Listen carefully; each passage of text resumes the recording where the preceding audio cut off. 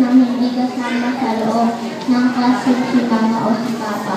Pero, hindi sumuko sila mama at papa na tuloy si tayo kaya pumasok sa paaralan.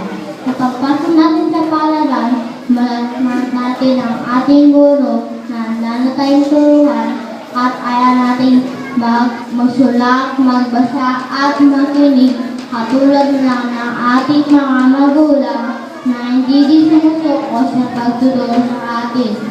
Kaya napapasalamat kami sa aming mga magulang at naging guro noong preschool, grade 1 at ngayong grade 2 na kami kay Teacher Manay at kay Teacher Priva. At syempre sa mga naging kasama namin kung wala si mama o si papa, kay tita, tito, lolo, lola, ate, kuya, o kay yaya. In behalf of the Gate of Pupils, thank you so much. We love you.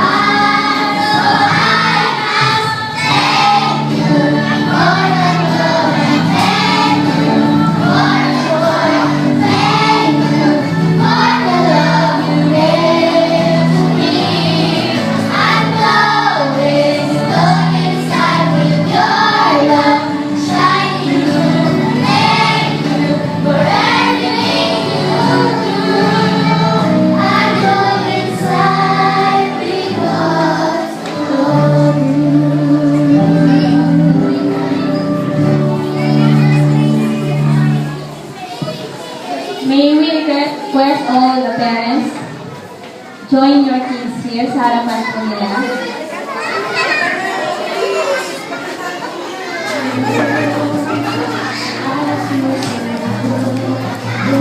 Sa harapan po ng mga bata po. Each harap kayo doon para lang nila